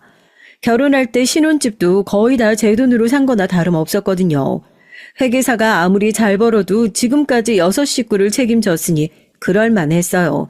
저도 도저히 이해가 되질 않아 남편에게 억울하지도 않냐고 물었습니다. 그러자 남편이 해탈한 사람처럼 웃더라고요. 그래, 내가 당신한테 다시 한번 생각해보라고 한 거야. 나한테 많이 실망했지? 남편은 오히려 제게 미안해했어요. 전 남편이 시댁 생활비를 대주고 있다는 게 아깝다기보단 남편이 안쓰러웠습니다. 평생 가장으로 살다시피 하면서 가족들을 부양한 남편이 불쌍했어요. 사실 제가 남편에게 반한 이유가 한 가지 더 있거든요. 남편의 낡은 구두였습니다. 정육점에 와서 항상 좋은 고기를 잔뜩 사서 가는데 구두는 항상 같은 구두였거든요. 오래돼서 색도 바라고 뒤꿈치가 다 낡아 있었죠. 그 모습에 전 가족을 위해 엄청 열심히 일하는 가장이구나 싶었어요. 그 모습이 멋있어 보였고요. 그래서 남편이 결혼 안 한 노총각이라고 했을 때 더 놀란 겁니다. 남편은 제가 뭘 사줄 때마다 그렇게 좋아해요. 누가 물건을 골라서 사준 적이 별로 없대요. 자기도 일만 하느라 뭘 사러 다닐 시간도 없었고요. 전 그런 남편이 안쓰러워서 어딜 가나 남편 물건을 꼭 사다 줍니다. 작은 거라도요. 사소한 걸 사다 줘도 어린아이처럼 좋아해요. 남편의 주변 사람들은 말해도 믿지 못할 겁니다. 남편처럼 돈도 잘 벌고 잘 사는 사람이 자기가 번 돈을 쓸 줄도 모르는 모습을 보면 말이죠. 그러다 결국은 제가 나서야 할 일이 생기고 말았어요. 어느 날이었어요. 시어머니께서 집에 와서 저녁을 먹으라고 해서 남편과 함께 갔습니다. 그런데 상다리가 휘어지게 차려놨더라고요. 전 힘들게 뭘 이렇게 많이 차리셨냐고 했죠. 그러자 시어머니께서 하신다는 말씀이 그 많은 걸 동서가 다 차렸다고 하더라고요. 우리 둘째가 화려하게 생기고 평생 바이올린만 쳐서 살림은 아예 못할 줄 아는데 소음씨가 얼마나 좋은지 몰라. 우리 장남이 옛날부터 둘째가 만든 음식이라면 자다가도 벌떡 일어나서 먹었다니까. 맞아요. 아주버님이 제가 만든 갈비찜 좋아하셔서 잔뜩 했어요. 따로 반찬통에 담아놨으니까 가실 때 꼭 챙겨가세요. 시어머니와 동서의 알랑방귀에 남편은 아주 좋아 죽더라고요. 하지만 전 어딘지 불안했어요. 시부모님이야 항상 남편이라면 떠받드셨지만 동서가 저 정도로 적극적인 건 처음 봤거든요. 그런데 역시나 제 눈은 못 속입니다. 동서는 역시나 꿍꿍이가 있었죠. 남편에게 바라는 게 있었습니다. 상의도 없이 혼자 바이올린 레슨을 전문적으로 할 수 있는 연습실을 알아보고 다녔더라고요. 마침 좋은 자리가 있다면서 계약하고 싶다는 겁니다. 전 애써 모르는 척 동서에게 알아서 계약하면 되지 왜 우리한테 말하냐고 말을 잘라버렸죠. 양심이 있으면 뒷얘기 하지 않겠지 싶어서요. 하지만 그냥 넘어갈 동서가 아니었습니다. 우리 수호 유치원 들어간 거 아시죠? 이제 배울 것도 많고 돈 들어갈 때도 많은데 저희 수입으론 턱도 없어요. 제가 뭐라도 해서 우리 세 식구 살아야죠. 동서는 하소연을 늘어놓았습니다. 언제까지 시댁에 얹혀 살 수는 없으니 본인들도 경제적으로 독립을 하려면 이 방법밖에 없답니다. 그러면서 한다는 말이 너무 당당하게 남편에게 연습실을 계약해달라네요. 보증금이랑 인테리어 비용만 내주면 그 후로는 자기가 어떻게든 해보겠다고요. 동서 말이 너무 당당해서 누가 보면 남편에게 돈이라도 맡겨놓은 줄 알겠더라고요. 전 그게 말이 되는 소리냐고 따졌습니다. 동서 학원 보증금을 왜 우리 남편이 내주냐고요. 제 말 한마디에 시댁 식구들이 아주 똘똘 뭉쳐서 저를 몰아붙이더라고요. 준석이는 세아가 네 남편이기 전에 내 아들이야. 제가 대학 다니고 시험 공부하는 동안 나랑 너희 시아버지가 그 뒷바라지를 다 했는데 이제 와서 이러면 안 되지. 이제 막 시집온 새애기 네가 뭘 한다고 끼어들어? 어? 네가 들어오기 전에 우리 집안에는 엄연한 질서가 있었어. 며느리라는 게 괜한 분란 일으키지 말고 얌전히 있어. 시부모님의 호통에 전 기가 차서 말문이 막혔습니다. 이럴 땐 저를 이방인 취급하더라고요. 억울해서 한마디 하려는데 남편이 제 손을 지그시 잡았습니다. 그러곤 단호하게 말했어요. 재수 씨 말 알아들었어요. 재수 씨 말대로 그 연습실 계약해요. 내가 보증금이랑 공사를 해줄게요. 단 빌려주는 거예요. 재수 씨가 새 식구는 알아서 책임진다고 했으니까 앞으로는 부모님께 손 벌리지 말고 알아서 살아요. 부모님께 생활비도 드리고 내 돈도 당연히 갚아야 하고요. 형, 아직 연습실은 시작도 안 했는데 벌써 무슨 생활비를 드려. 우리가 우선 상황 보고 그때 가서. 상황은 지금까지도 많이 봐줬어. 안 그래도 얘기하려고 했는데 네 형수 아이 가졌다. 나도 이제 내 처자식 챙기느라 바쁘니까 너희가 알아서 살아. 그리고 아버님 어머님도 카드 한도 조정했어요. 말씀드린 대로 저도 이제 한 가정의 가장이니 지금처럼은 못 도와드려요. 남편의 처음 보는 모습이었습니다. 드디어 남편이 알을 깨고 나왔더라고요. 제가 아이를 가진 게 남편에게도 큰 계기가 된 것 같아요. 남편과 제가 둘 다 나이가 많아서 아이는 기대하지 않았는데 자연 임신이 됐어요. 저와 남편은 안정기에 들어서면 시부모님께 말씀드리려고 했는데 상황이 상황인지라 할 수 없이 일찍 말하게 됐죠. 그래도 시부모님은 너무 좋아하셨습니다. 다행히 저의 임신 소식에 조금 전 동서의 일은 자연스레 잊힌 것 같더라고요. 시아버지도 신이 나서는 남편에게 편한 대로 하라고 하셨습니다. 식구가 하나 더 늘었으니 가족들이 하나로 뭉쳐 허리띠를 졸라야 한다고요. 둘째 너 우리 장남이 큰맘 먹고 도와주는 거니까 이번 일은 포기하지 말고 어떻게든 잘 해내. 그래서 나도 우리 둘째 아들한테 생활비 좀 받아보자. 그날 이후 남편은 정말 동서가 눈도장을 찍어두었다는 연습실 보증금을 빌려줬어요. 인테리어까지 싹 다 고쳐주고요. 전 이게 잘한 건지 모르겠습니다. 남편이 빌려준 돈은 무조건 갚으라고 단호하게 말하긴 했지만 그게 언제가 될지 모르는 일이니까요. 솔직히 돈이야 갚든지 말든지 모르겠어요. 최소한 시부모님께 생활비라도 드렸으면 좋겠더라고요. 동서와 시동생이 그렇게라도 노력하면 남편이 한시름 놓을 것 같아서요. 저에게 미안해서 남편이 가족들 앞에서는 말을 단호하게 했지만 마음은 편할 리 없었습니다. 지금까지 평생 가장으로 산 사람이잖아요. 그게 가족들의 강요로만 이뤄진 일은 아닐 테니 마음이 불편하겠죠. 저도 그 마음을 잘 알아요. 남편도 시작은 항상 고생만 하는 가족들을 위해 조금이나마 편하게 살았으면 하는 마음으로 희생하고 헌신한 거였을 거예요. 그런데 언제부턴가 가족들은 받는 거에 익숙해졌겠죠. 친정도 시댁과 별반 다르지 않기 때문에 저도 열심히 정육점 일을 하는 겁니다. 동생이 좀 더 잘 나간다고 해서 거기에만 기대고 싶지 않았거든요. 그런데 세상은 참 제 맘 같지 않아요. 저희 시댁은 조용할 날이 없었습니다. 저희 아들이 3돌 정도 지났을 때 일이에요. 명절날 오랜만에 가족들이 다 모였는데 얘기를 하다 보니 내년에 동선의 아들이 초등학교를 간단 말이 나왔어요. 전 깜짝 놀랐죠. 제가 결혼할 당시에 저희 아들만 했던 조카가 벌써 학교에 간다고 하니까 신기하더라고요. 전 큰엄마가 가방이랑 입학식 때 입을 옷을 사주겠다고 조카와 손가락을 걸고 약속했습니다. 그런데 그때 시동생이 또 분위기를 깨는 소리를 하더군요. 애가 벌써 학교 가는데 아직도 방이 없어. 엄마 아빠랑 한 방 쓰고 있으니 내 새끼가 불쌍하기도 하지. 시동생은 시아버지 남편과 함께 막걸리 한 병을 나눠 마시더니만 벌써 취한 건지 이상한 소리를 중얼거리더라고요. 곧바로 동서도 한마디 더 붙이고요. 당신은 속상하게 왜 또 그 소리를 하고 그래? 우리가 능력이 없어서 그런 거지. 그 시커먼 속을 모를 리 없는 전 콧방귀도 끼지 않았습니다. 전 그런 동서와 시동생이 너무 얄미워서 말을 돌려버렸죠. 요즘 바이올린 연습실은 잘 돼? 계약하고 인테리어 할 때까지만 해도 연습실만 차리면 아파트라도 하나 살 것처럼 굴더니만 영 소식이 없네? 연습실만 잘 되면 빌려준 돈도 갚고 시부모님께 생활비도 드린다더니만 아직도 저희 돈도 생활비도 도통 소식이 없더라고요. 빌린 돈도 못 갚고 시부모님께 생활비도 못 주면서 어디서 아들방 타령인지 기가 막혔습니다. 제 말이 거슬렸는지 동서 표정이 확 바뀌더니 정색을 하더라고요. 이 동네 구린 거 형님도 잘 아시잖아요. 집값도 싸고 사람들 수준이 낮으니까 바이올린 배우겠다는 사람이 도통 없어요. 매달 월세 내느라 아주 죽겠다니까요.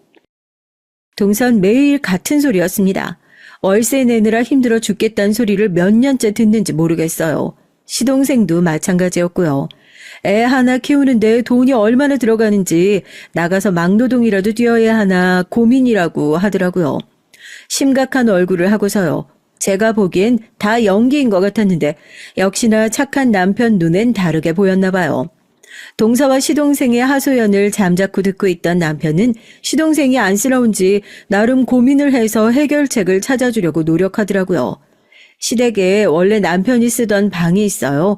큰 방은 아니지만 침대와 책상, 옷장이 들어갈 정도 크기예요. 가끔 저희 부부가 시댁에 가면 쓰는 방인데 남편은 그 방을 조카방으로 쓰라고 하더라고요. 침대랑 책상도 입학 선물로 새로 사다 주겠다고요. 전 답답한 남편의 행동에 절로 한숨이 나왔지만 그러려니 했습니다. 사실 결혼해서 나온 지도 오래됐는데 빈방을 그대로 둔 게 저도 생각이 짧았다는 생각이 들기도 했고요. 그런데 동서와 시동생 생각은 그게 아니었어요. 저희가 방을 내주겠다는데도 시큰둥하더니만 갑자기 방에서 웬 봉투를 들고 나오더라고요. 얘기가 나온 김에 좀 들어보랍니다. 전 또 무슨 소리를 하려고 저러나 싶어 의심의 눈초리로 시동생을 바라봤죠. 그런데 시동생이 꺼낸 봉투 안에는 웬 아파트 입주 홍보 전단지가 들어있었습니다.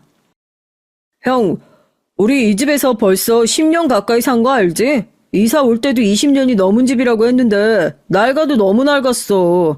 내가 이 집 시세 물어봤더니 요즘 오래된 주택 개조해서 살려는 사람들이 많아서 우리가 살 때보다 좀 올랐더라고. 이 김에 이 집 팔고 여기 새로 짓는 아파트로 들어가는 게 어때? 아주머님, 저희가 먼저 가서 싹 둘러보고 왔는데요. 집이 진짜 잘 빠졌더라고요. 40평대에다가 방이 5개나 있어서 우리한테 딱이에요. 그리고 근처에 병원도 있고 공원도 있어서 어머님 아버님한테도 너무 좋을 것 같고요. 그럼 그렇지 왜 갑자기 조카방 얘기를 꺼내나 했습니다. 바이올린 연습장만 구해주면 집을 사서 나간다는 둥 하더니만 결국은 또 남편 도움을 받겠다는 심산이었어요. 전 듣다가 아무래도 가만히 있으면 안 될 것 같아 나서서 한 소리를 했습니다. 여기 나도 아는 동네인데 공사한 업체가 부실 공사로 기사 터져서 급하게 싸게 내놓는 거야. 여기도 기사 터진 집이랑 같은 시기에 지어진 거라 안심할 수가 없어. 그런 데를 지금 사는 건 좀 아니지. 대학도 안 나온 형수님이 뭘 안다고 하세요? 이 집은 달라요. 설마 제가 그런 것도 안 알아보고 형한테 얘기하겠어요? 시동생은 눈을 부라리며 제게 나서지 말라고 했습니다. 전 기가 막혀서 말문이 턱하고 막히더군요. 아무리 개념이 없어도 그렇지 식구들 다 있는 앞에서 절 무시하다니요. 그런데 그때였습니다. 남편이 무섭게 눈을 뜨며 시동생에게 소리를 버럭 질렀어요. 윤석이 너 감히 형수한테 무슨 말버릇이야? 네가 잊어보니까 내가 만만하구나. 그러니까 내 앞에서 그딴 소리를 함부로 짓거리지. 아, 형, 그게 아니고, 난 이제 부모님 연세도 있으시니까 걱정이 돼서 알아본 거지. 이왕 같은 돈이면, 우리 다 같이 좋은 집에 가서 사는 게 낫잖아. 웃기고 있네. 이 집이 왜 우리 집이야? 내 집이지. 낡고 오래돼서 위험하다고? 누가 너더러 이 집에서 10년이나 살래? 지금이라도 이 집 싫으면 너랑 재수씨 집 구해서 나가면 될 일이지. 어디서 멋대로 집을 팔기는 뭘 팔아? 내가 지금까지 너한테 이런 취급이나 받으려고 네 뒤치다거리 실컷 한 줄 알아? 너 당장 형수한테 사과 안 해? 언제나 허허실실 사람 좋게 웃기만 하던 사람이 소리를 지르며 화를 내니 집안은 삽시간에 조용해졌습니다. 어이구, 둘째, 너 형한테 한 소리 들을 줄 알았다. 어디 형수한테 버럭버럭 소리를 질러? 아버지, 갑자기 왜 그래? 얼마 전까지만 해도 아버지도 이 집 오래돼서 싫다고 이사 가고 싶다면서. 시동생의 울부짖음에도 시부모님은 더는 할 말이 없다는 듯 혀를 차며 방에 들어가 버리셨어요. 남편은 시동생에게 저더러 사과하라고 한 번 더 시켰습니다. 시동생은 결국 저에게 자기가 실수했다고 인정하더라고요. 현재 시부모님과 시동생 부부가 살고 있긴 하지만 이 오래된 주택은 엄연히 남편 명의의 집이에요. 부모님이 전사만 전전하시는 게 안타까워 남편이 돈 벌자마자 힘들게 산 집입니다. 그런 집을 자기들 이익에 이용하려는 동서와 시동생이 얄미운 정도가 아니라 이젠 소름이 끼쳤죠. 그날은 다행히 시부모님이 말려주셔서 그 정도로 일단락 됐습니다. 어쨌든 지금은 집주인인 남편이 팔 생각이 없으니 동서나 시동생도 다시는 말을 꺼내지 않겠지 싶었어요. 얼마 뒤 조카와 한 약속이 있으니 책가방이라도 하나 사주려고 데리고 백화점에 갔어요. 그런데 아직도 시동생이랑 동서 얼굴이 뾰루퉁 하더라고요. 전 기껏 자기 새끼 선물 사주겠다고 멀리까지 데리고 나왔는데 왜 또 저러나 싶었죠. 전 애써 모르는 척하고 조카에게 마음에 드는 걸로 고르라고 했습니다. 그런데 여기저기 매장을 데리고 다니는데도 평소 같으면 자기가 더 나서서 고를 동서가 시큰둥하더라고요. 전 애써 참고 다가가서 물었습니다. 왜 가방 안 고르냐? 가방 필요 없냐고요. 그러자 동서가 팔짱을 끼더니 한다는 말이 역시 동서다웠어요. 가방 그거 얼마나 한다고 온 식구들을 다 나오라고 해요? 그냥 대충 돈이나 좀 보내면 되지. 와, 사람 본성이라는 게 무섭더라고요. 자기들한테 필요하면 아주 알랑방귀를 끼더니만 원하는 대로 해주지 않으니 싹 변해 있었습니다. 자기 아들이 보는 앞에서도 말이죠. 형이 형수 앞에서 예의 바르게 하라고 해서 지금까지 참고 있었는데 더는 안 되겠네요. 사실 저희 책가방 필요 없어요. 장모님이 가방 사라고 이미 용돈 주셨거든요. 시동생은 잔뜩 꼬인 말투로 얘기를 했습니다. 저와 남편은 그럼 진작 말을 하지. 어쨌든 여기까지 왔으니 옷이라도 한 벌 사주겠다고 했습니다. 그런데도 시동생은 여전히 꼬여 있었죠. 참, 우리 이사 나가기로 했어. 우리가 아무래도 안쓰러웠는지 처가댁에서 좀 도와주시겠다네. 형 좋겠다. 지금까지 내 뒤치다거리 하느라 귀찮았을 텐데 내가 알아서 꺼져주니까 속이 다 시원하겠네. 남편은 무슨 그런 소리를 하냐고 한 소리 하려고 하더군요. 제가 옆에서 말렸어요. 안 그래도 저번 일로 형제끼리 서로 감정이 상해있는데 시동생과 동서가 시댁을 나가는 마당에 서로 얼굴 붉혀봐야 좋을 거 없을 것 같아서요. 전 애써 웃는 얼굴로 잘 됐다고 축하해줬습니다. 나중에 이사할 때 필요한 거 있으면 얘기하라고도 했어요. 그렇게 시간이 흘렀습니다. 동서와 시동생이 시댁을 나가고 나니 나름대로 평화로운 나날이었죠. 이사를 나갔어도 한 동네라 자주 보긴 했지만 그래도 각자 아이들 키우느라 정신없이 살다 보니 전처럼 서로 부딪힐 일은 거의 없더라고요. 그러던 어느 날이었습니다. 전 언제나처럼 부모님 정육점 앞을 청소하고 있었죠. 부모님은 힘들게 뭘 그런 걸 직접 하느냐고 하셨지만 전 전혀 힘들지 않았습니다. 손님들 보기에도 가게 앞이 깨끗해야 또 오고 싶을 테니까요. 마침 화장실 청소도 하려고 고무장갑을 끼고 걸레를 들고 나서는데 익숙한 얼굴이 걸어오더라고요. 동서와 조카였습니다. 조카가 정육점에 있는 건물에 수학학원을 다니는 줄 알고 있었는데 만난 건 처음이었죠. 조카는 학원에 가기 싫다고 짜증을 내고 있었고 동서는 조카한테 큰 소리를 치며 오고 있더라고요. 오랜만에 본 거기야 하지만 동선 여전히 반갑지 않았고요. 지금까지의 전적으로 볼 때 또 무슨 소리를 할까 걱정부터 앞섰거든요. 그래도 조카가 옆에 있으니 전 제가 먼저 다가가 반갑게 인사했습니다. 학원 오는 길이냐고요. 그러자 동서가 제 모습을 위아래로 기분 나쁘게 훑어보더라고요. 그러더니 한다는 소리가 말 같지도 않았습니다. 너 자꾸 그렇게 학원 안 간다고 버틸 거야? 너 내가 말했지? 공부도 다 한때라고. 잠깐 힘들다고 포기하면 인생 망치는 거야. 저기 네 큰엄마 좀 봐. 대학도 못 나와서 20대 때 내내 공장 다니더니만 이젠 하다 건물 청소까지 하잖니? 너 공부 안 하면 큰엄마처럼 돼? 너 저러고 살고 싶어? 전 제 귀로 똑똑히 듣고도 잘못 들은 줄 알았습니다. 아무리 개념이 없어도 그렇지 애 앞에서 할 말 못할 말 구분 못하더라고요. 전 들고 있던 대걸레를 바닥에 던져버리고 동서에게 다가갔죠. 그리고 지금 말 다 한 거냐고 인상을 썼습니다. 그러자 그제야 좀 겁이 나는지 동서는 뒷걸음질을 치더군요. 형님, 제 말이 틀린 건 아니잖아요. 이 김에 형님이 우리 애한테 말 좀 해줘요. 공부 안 해서 몸으로 고생하면 평생 고달프다고요. 동서라는 여는 도무지 답이 없었어요.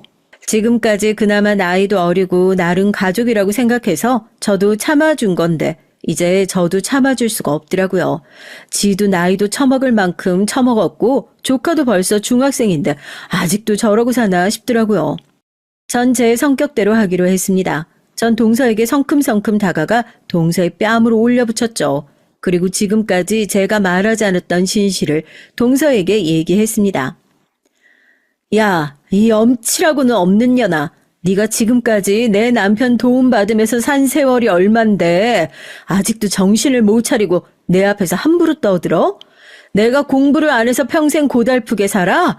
웃기고 있네. 모르면 입 다물어. 네가 지금 서 있는 이 8층 건물이 바로 내 건물이라고. 형님, 지금 제 뺨 때린 거예요? 그리고 그게 무슨 말도 안 되는 소리예요.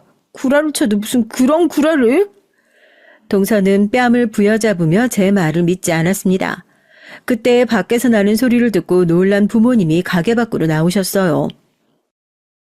내가 지금까지 우리 사위 얼굴 보고 참고 있었는데 해도 너무하는 집구석이구나. 바이올린 학원인가 뭔가 한다고 뜯어간 돈이 얼만데 그런 염치 없는 소리를 해요. 그리고 이 건물 우리 딸 거 맞아요. 왜요? 어머니까지 나와서 얘기를 하니 동서는 혼란스러운지 어쩔 줄 몰라 했습니다. 우리 조카 큰엄마가 소리 질러서 미안. 근데 공부 안 해도 돼. 나 봐봐. 어릴 때 공부 못했어도 열심히 살아서 떡하니 내 건물 샀잖아. 우와, 큰엄마 너무 멋있어요. 엄마 그것 봐. 엄마처럼 평생 바이올린만 치면 뭐해? 매일 비싼 물건만 사대니까. 엄만 큰엄마처럼 건물도 못 샀잖아. 에이, 나 이제 엄마 말 안 들어. 난 나대로 내가 하고 싶은 거 하면서 살 거야. 그러니까 나 오늘 학원 쨘다. 전 조카에게 5만 원을 주면서 나가서 친구들하고 맛있는 거 사 먹으라고 했어요. 그때까지만 해도 동서는 뭔가 잘못됐다는 생각이 드는지 연신 손톱을 뜯고 있더라고요. 궁금한 게 아주 많은 얼굴이네. 내가 말 안 했나? 내 동생이 엄청 유명한 보안 프로그램 회사 대표야. 내가 그 회사 창립할 때부터 투자를 좀 해서 거기 지분자고 거기서 나오는 돈으로 이 건물도 산 거고. 네, 맞습니다. 저도 동생 덕을 봤다면 보고 산 사람이에요. 동생한테 투자한 덕분에 노후 준비가 완벽하게 된 상태였죠. 제 말에 동서는 입을 다물질 못하더군요. 금세 태도를 바꿨습니다. 어머, 정말 형님 속은 모르겠다니까요. 이렇게 좋은 건물을 가지고 계셨으면 왜 지금까지 말 안 하셨어요? 우리가 빈대라도 붙을까봐 말씀 안 하신 거예요? 이 사실 속인 걸 시부모님이 아시면 얼마나 형님한테 실망하시겠어요. 안 되겠다. 지금 바로 말씀드려야지. 동서는 무슨 대단한 약점이라도 잡은 것처럼 시어머니에게 전화를 걸려고 하더라고요. 전 기가 차서 배를 잡고 웃었습니다. 잊어보니 동선 바이올린 치는 것 말곤 세상 돌아가는 걸 전혀 모르는 것 같았어요. 동서, 대학도 나왔단 사람이 무슨 머리가 그렇게 나빠? 어머님, 아버님은 이 건물 내 거인 거 이미 진작부터 알고 계셔. 우리 신랑 회사 그만두고 곧 이 건물로 들어와서 개업할 거라 바로 얼마 전에 말씀드렸거든. 그랬더니 너무 좋아하시더라. 동서도 온 김에 구경하고 가. 지금 2층에 공사 중이거든. 이게 뭐야? 형님이랑 아주버님이 우리한테 어떻게 이럴 수가 있어요? 형님, 그럼 나도 여기 건물에 자리 하나만 줘요. 제가 레슨 열심히 해서 자리 잡으면 그땐 월세 낼게요. 이렇게 좋은 형님 건물이 있는데 제가 왜 남의 건물에 세를 내요? 너무 아깝잖아요. 그렇죠? 웃기고 있네. 내가 동서 이럴 줄 알고 말 안 한 거야. 난 내 남편이랑 달라. 계산을 확실히 하는 사람이고 내 건물 들어오고 싶으면 정당하게 보증금 내고 들어와. 거지같이 빌붙으려고 하지 말고. 근데 그게 가능하겠어? 듣자하니 동서 지금 있는 연습실 월세도 못 내서 보증금 다 까였다며? 그래서 우리 돈이나 갚겠어? 전 제 할 말만 하고 가게로 들어가려고 몸을 돌렸습니다. 그런데 그때 동서는 제 바지가랑이를 잡고 늘어졌어요. 이래저래 다급하겠죠. 지금까지 제 남편을 은행처럼 드나들며 돈만 빼갔지 갚은 적은 한 번도 없었거든요. 전 이젠 상황이 달라졌으니 무조건 다 갚으라고 했습니다. 이젠 시부모님도 더는 동서 편이 아니니까요. 동서는 울고불고 난리를 쳤지만 전 매몰차게 돌아섰습니다. 장사해야 되니까요. 그날 이후 어떻게 됐냐고요? 여우 같은 동서는 제 건물의 존재를 알자마자 망한 레슨 학원을 정리했어요. 그 후에 제 건물에 다시 시작해 보겠다고 몇 번 말했지만 전 싹 무시해버렸고요. 보증금 안 가져오면 절대 안 받아준다고 했죠. 동서는 더는 제 앞에서 찍소리 못해요. 제가 눈만 마주치면 돈 언제 갚을 거냐고 물어보거든요. 저도 이렇게까지 하고 싶진 않았지만 동서와 시동생을 위해서 남편처럼 무르게 구는 건 좋은 방법이 아닌 것 같아요. 군말 없이 챙겨주고 도와주면 뭐래요? 고마운 줄 모르고 사람을 무시하기까지 하는데요. 전 이번 기회에 아주 동서를 참교육해서 사람 좀 만들어 볼랍니다. 현명한 유부 선배님들 동서를 참교육할 만한 방법이 있으시면 댓글로 남겨주세요. 참고하도록 하겠습니다. 저희 긴긴 얘기 들어주셔서 감사합니다.